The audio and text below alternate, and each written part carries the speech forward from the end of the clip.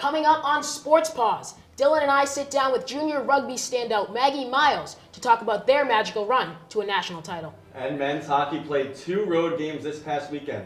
How'd they do against number 10 Yale and Brown? We'll let you know if the Bobcats kept their unbeaten season alive. Plus, the women's ice hockey team hosted Dartmouth and number 7 Harvard. One game was a blowout and one went to overtime. Which one? Stay tuned. And women's basketball started conference play last week. Bobcats had a rematch with Marist on the road and a home game against Manhattan. Did Quinnipiac get off to the right start? Check it. Sports Paws starts right now. Good evening and welcome to another episode of Sports Paws. I'm Dylan Fearon along with MJ Baird. Maggie Myles is going to join us in a minute as we have a jam-packed show for you tonight. But first, dreams came true 2 weeks ago for the women's rugby team as Becky Carlson's squad defeated Army in the NCVWRA championship game 24-19. It's the first national championship in Quinnipiac athletics history as the Bobcats ended their magical season on a 6-game winning streak and finished the year 11-2. Now let's bring in junior standout Maggie Myles. Maggie, thanks for coming on. Absolutely, thank you for having me. So you guys won the national championship 2 weeks ago. Not only rugby's first national championship, but Quinnipiac athletics' first national championship. You've had a couple weeks to digest it. Has it sunk in? And do you guys understand the magnitude of what you accomplished? I think it sunk in the moment we stepped off that pitch. It was so surreal. We were so energetic, so happy about it. It's incredible to think that not only did we put our names in the book for rugby, but also for the school. It's amazing. So Maggie, you're going to be a senior next year, and you saw how the seniors last year, they were able to get the job done in terms of leadership. How do you plan on stepping into the shoes of the graduating seniors and playing that leadership role? I think each year it just depends on who we bring in and where we want the program to be. I think our senior class, we have a huge senior class. It's our biggest class so far, and each one of us brings something else to the game. So I don't think it's really filling in the shoes. It's making our own footsteps. Maggie, they say the apple doesn't fall from the tree. Not only are you an accomplished rugby player, being on the USA national team, winning a national championship, but your father has a rugby background, your brother. How does it feel now that you're, just another Myles with a huge rugby background and accomplished a lot? It's incredible. I get to talk rugby with the bros, so it's nice. I've been playing rugby for almost 10 years now. So growing up, my dad, I was always on the sidelines. My grandfather coached as well, so I was always around the game, a huge part of it. It's incredible going back, practicing with my dad, hanging out with my brother, doing that thing. Right. So it's nice. It's nice to have my own career to add on to theirs as well. So looking towards next year, what are the team's plans to be successful again come the spring, come the off season, and ultimately next fall for the season? I think the day after the national championship, it's always looking for one step further. So we're always looking for the next title, for the next win, for the next game.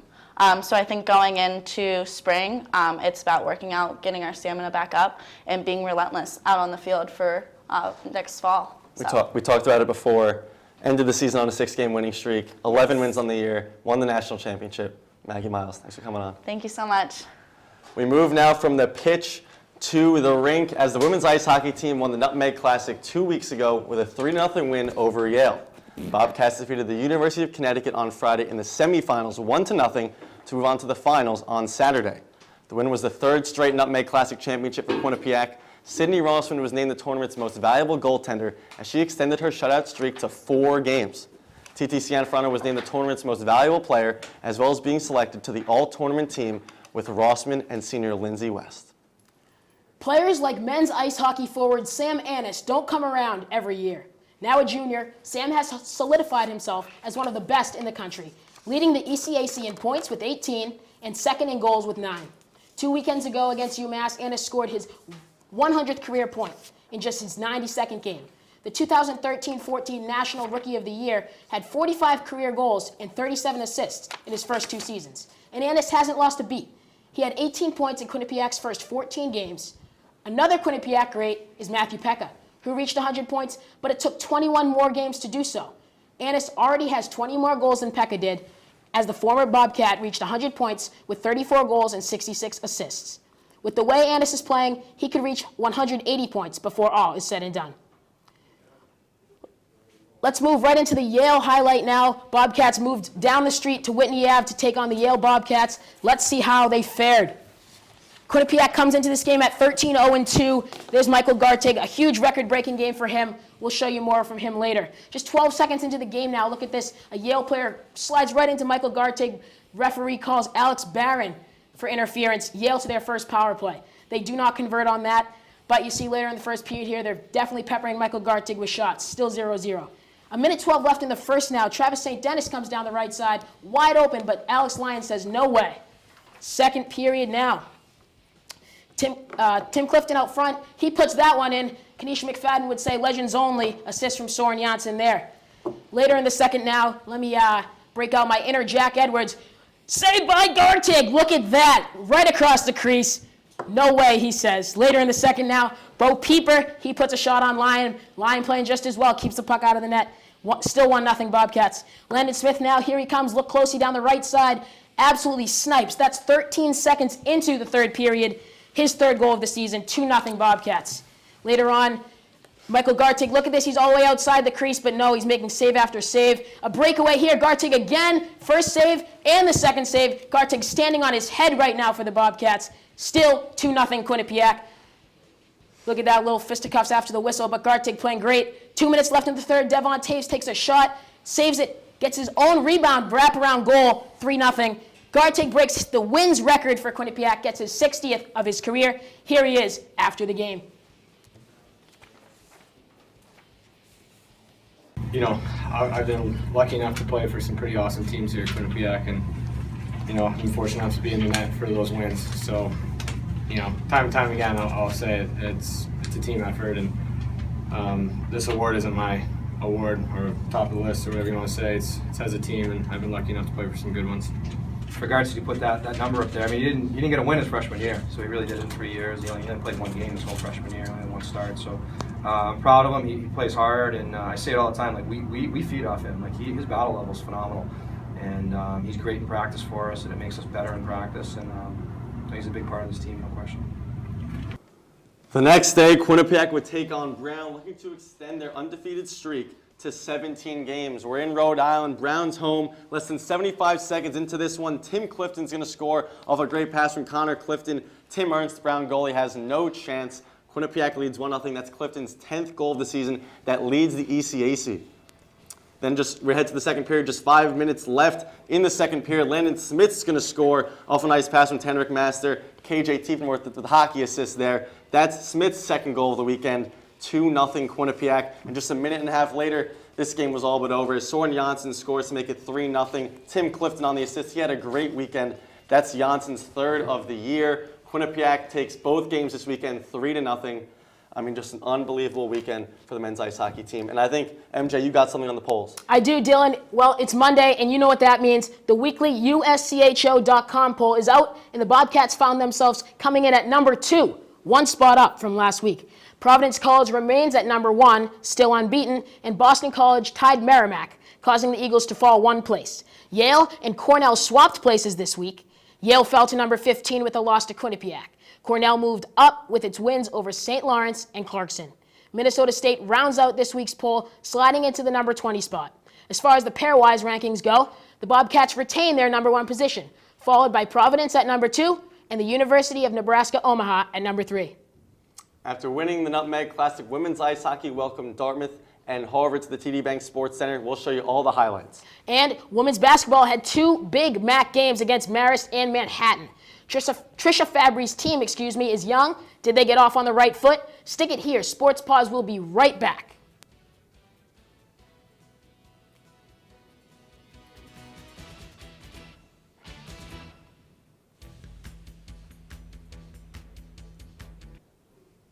Welcome to Joya Spa and Salon in Hamden. Whether you want a new look or the perfect wedding day hair, come to us for complete hair and nail care. Cuts, styles, updos, extensions, and beautiful dimensional hair color, as well as manis and pedis, acrylics, gels, and shellac. Treat yourself to a facial, a peel, or microdermabrasion. Relax with a variety of massage techniques, including Swedish and hot stone massage. Joya Spa and Salon. Call today.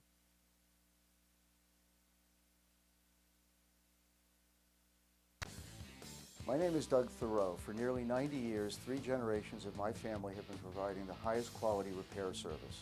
Insurance companies will refer car owners to lesser quality shops to save money. At Thoreau Auto Body, we provide the highest quality repairs with a lifetime guarantee to maintain the safety and value of your car. That's the quality you deserve. Thoreau Auto Body, our best work goes unnoticed.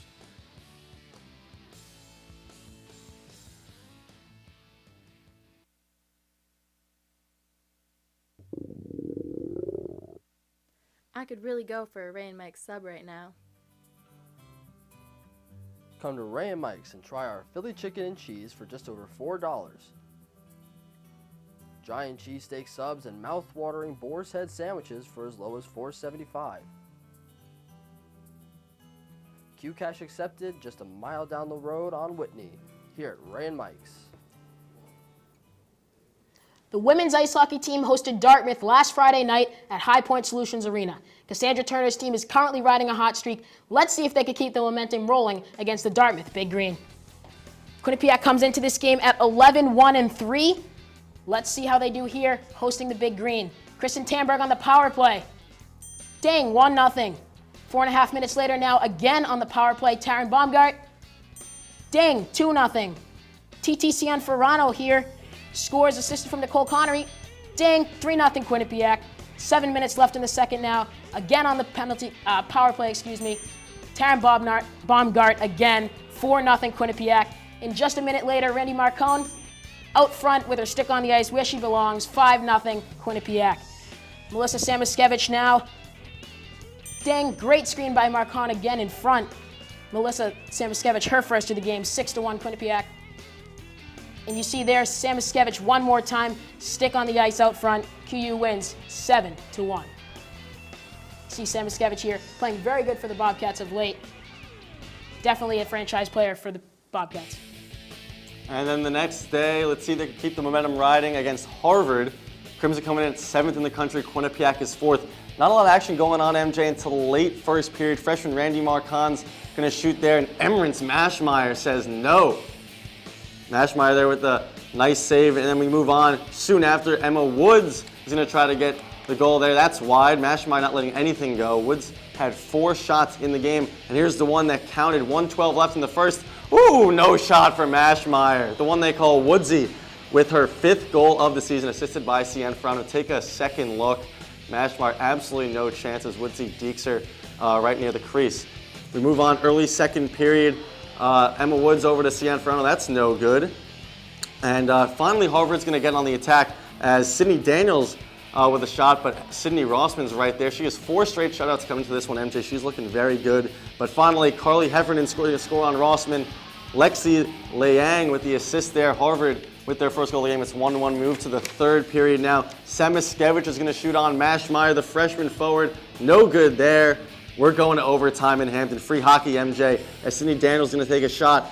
But Mie Dench is going to follow that up. Still no good. Rossman, a fort back there in net. But finally, a minute left in overtime. Samiskevich is going to score the game winner. The freshman from Sandy Hook, the hero tonight, as Quinnipiac wins this one 2-1. That's the first QU win over Harvard in just 5 games. Here is Cassandra Turner, the new coach, postgame. Every single person in that dressing room wanted to beat them so bad, including the coaching staff, and we were all on the same page. So it was just a matter of sticking to our systems and all the little details, and then obviously after the game we were excited to get that overtime win. So it's good. Now let's check out the latest USCHO.com poll. Quinnipiac with a 2-win weekend is still going to sit pretty at 4th in the country.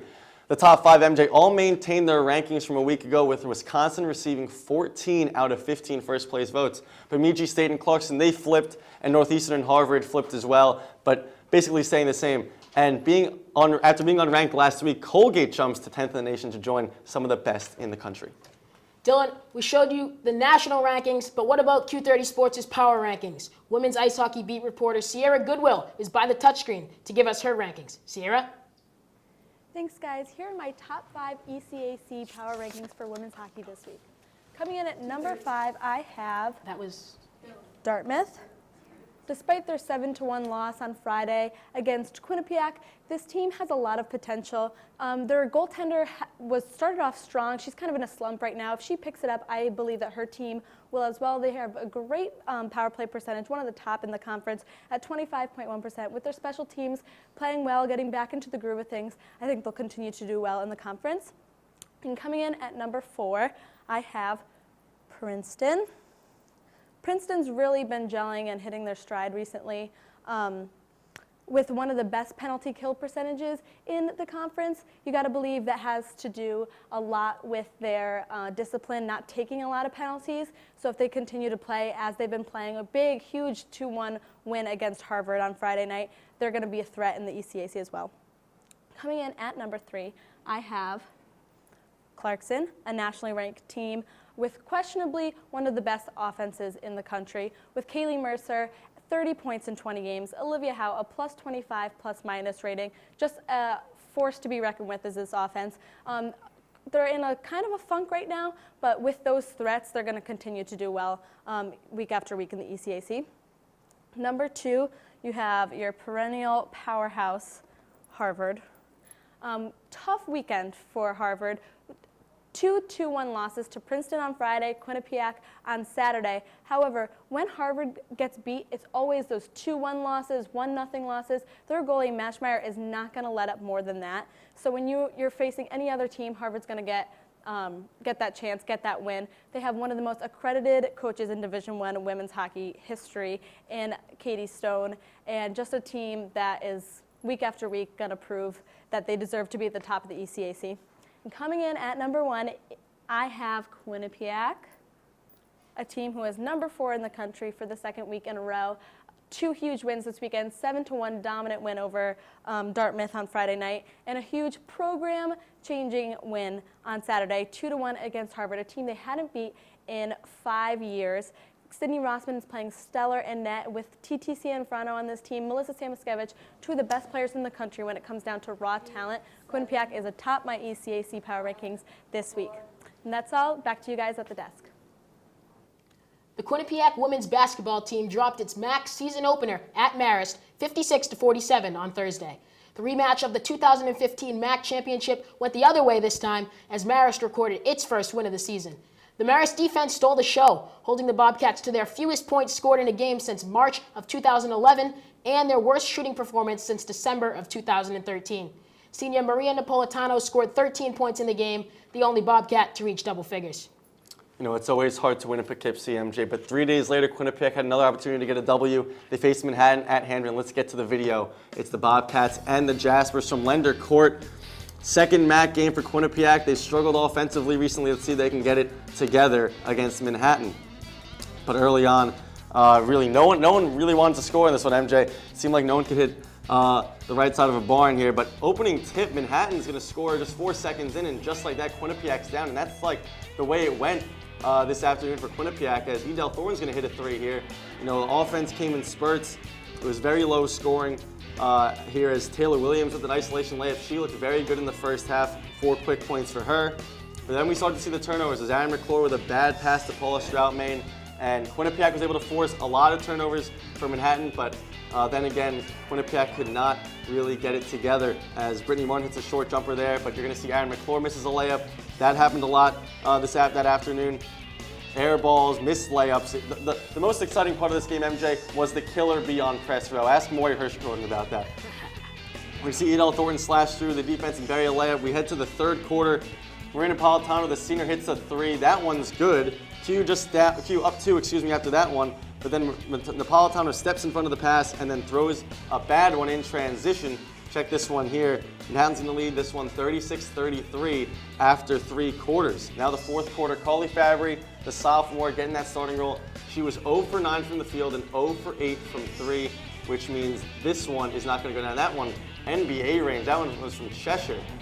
Quinnipiac offense struggled, 52-42 Manhattan. Let's take Patricia Fabry after the game.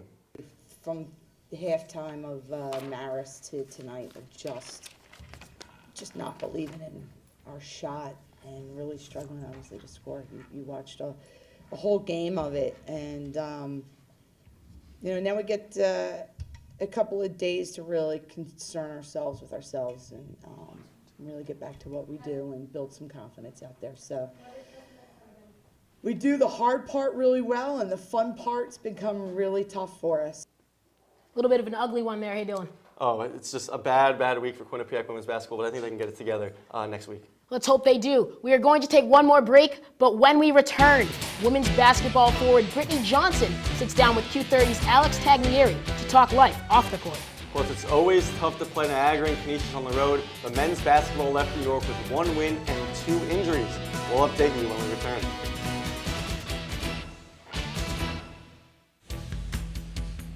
Laser Medica Derma Centers is a new philosophy in skincare for all ages. We are dedicated to offering the most technologically advanced and least invasive skincare treatments. Show your Q card and receive 20% off any procedure. We also provide microdermabrasion and Botox treatments, all performed in a relaxing spa environment. We are conveniently located at 52 Washington Avenue in North Haven, just down the street from Quinnipiac's North Haven campus. Call to schedule a free consultation and find out how Laser Medica can give you smooth, sexy skin all year long.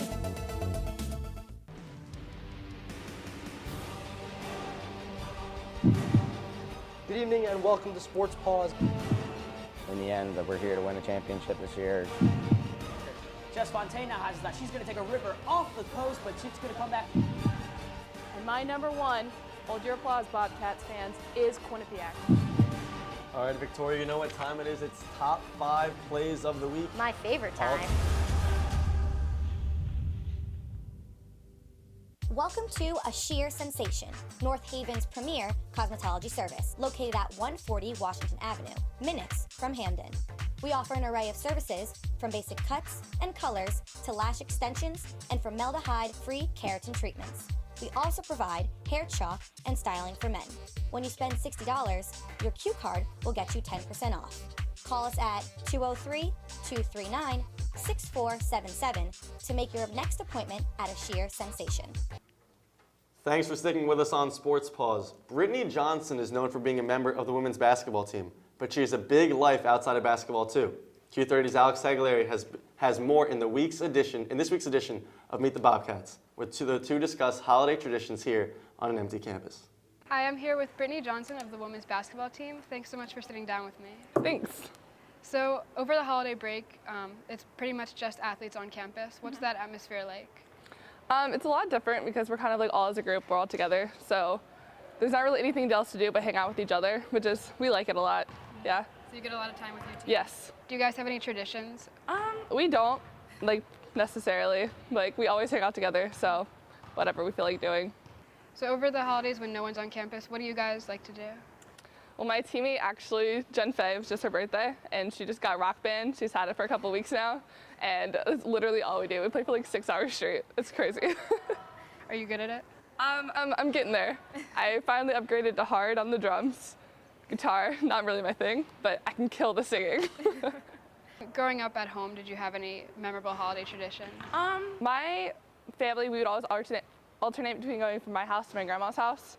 So sometimes my cousins from out of state, my aunts and nephews and stuff like that would come in, but nothing serious, yeah. And then you've spent the holidays in Ohio, you spent them here. What's your ideal place that you would love to spend them? I like them here a lot, with my friends and my team, but Ohio's nice, so I don't know, yeah. Think you'd ever want to spend them somewhere really sunny? Oh, for sure, yes. A nice island. Yeah. Do you have a favorite memory growing up of this time of year from your childhood? My favorite memory would probably be, I don't get to see my sister a lot. So when her and my nieces and nephews would come over, so it was different seeing them because I didn't see them very often. So whenever I saw them. And how do you get to keep in touch with your family? Well, I don't keep in touch very often. My mom will call me from time to time because I never really know when I'm in class or stuff like that. So I talk to them maybe once a week. Give me a phone call. My mom will text me after games. My dad will give me a text, tell me to call him, just stuff like that. Do you have a favorite holiday food or something that reminds you of home? I love sweet potatoes. I am addicted. Any desserts you make? I really like lemon bars. I went through a phase where all I would make, so probably those. Are you gonna make anything while you're up here? My roommate actually is the biggest baker right now. So her and then my teammate Sarah Schuin just always baking stuff, yeah. And then lastly, is there anything you do here that like makes Quinnipiac feel like home over the holidays? Probably just like how close we are as a team together. Like it's not like more like friends, it's more like a family. So just like how close we are makes it feel like you're at home. That's nice. Yeah. Well, thank you so much for sitting down with me. Thank you. Hope you have a great holiday season. You too. Dylan, we've been talking a lot about women's basketball. Let's move over to men's. They had a big non-conference game against Albany last week. Roll it. Let's check out the tape here. Men's basketball versus Albany here in Hamden. Start with Abdullah Bundu down low. He subbed in for Chase Daniels, who's in foul trouble. Lays that one in. Bobcats have down 9-8. Again, Daniel Harris drives here. Fadeaway runner, that's good. Bobcats still trail by 1. Giovanni McLean now, he drives down the lane, gets his head up. Oh, there's a place to go. Rolls that one in. 12-11 Bobcats. Once again here, Bobcats have the ball. Flores at the top of the key. He dishes to Bundu. Drives, layup. That's good. Foul and 1. Bobcats lead is now up to 3. Quinnipiac has the ball again. Giovanni McLean drives, but he gets stripped. That's his first turnover of the game. Late in the second half now, McLean puts up a contested jumper. That's blocked by Albany. They're going the other way in transition. 53-51 Albany now late in the second half. Under 2 minutes to play. McLean's going to drive to the basket, puts up a shot, no. Air ball denied by the defenders, 56-53 Albany. And check out this play here. Daniel Harris at the free throw line.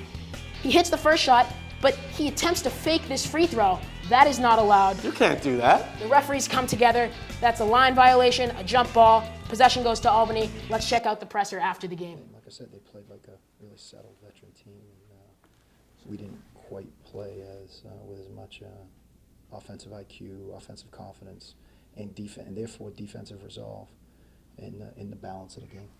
But we'll have practice tomorrow. I'll be different. I think you shake it off tonight. You watch the film and you get really positive about Niagara and you get positive about Canisius and you just keep pushing. So. After a tough loss to Albany, men's basketball had to take a trip to Niagara, New York to take on the Purple Eagles. The Bobcats dropped their MAC opener 76-72, while senior guard Gio McLean and junior forward Donovan Smith had career nights. McLean shot 50% from the field, scoring 21 points and adding 6 assists and 2 steals. Smith shot 7 for 17 with 18 points, and 9 boards.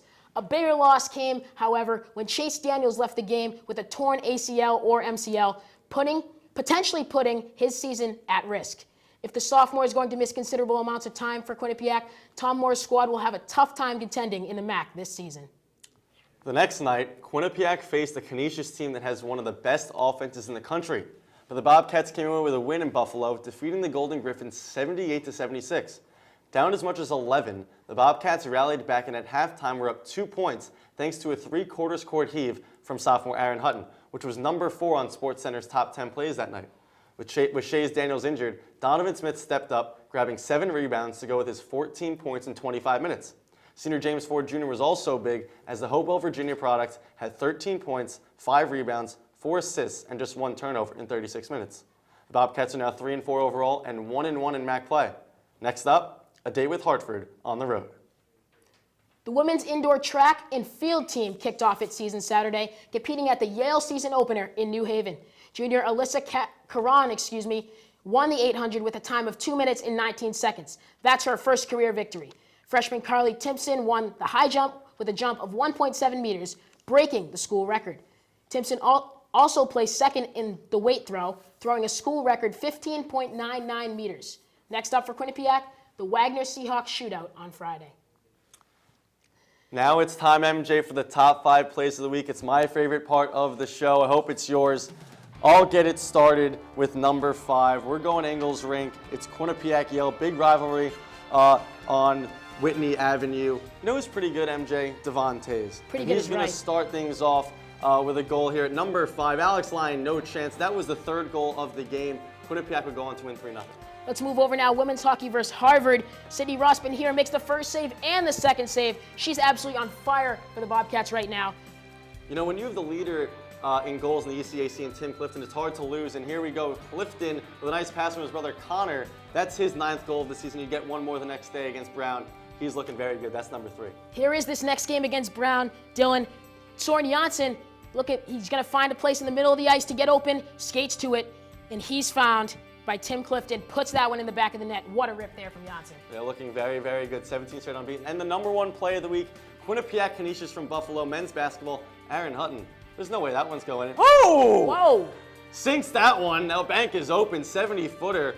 35-33 at halftime. Quinnipiac would go on to win by 2 points. Could you do that? I better not be able to. If I can, I'd be on the court. Absolutely. Well, MJ, another show is in the books. But before we say goodnight, we'd like to let you know that tonight's show is dedicated to Nathan Orsini, who passed away last week from brain cancer. Nathan was passionate with everything he did, including his work with Q30 Television. He was talented, dedicated, and more importantly, kind. This one was for you, Nate. For all of us at Q30, I'm Dylan Fearon. Good night.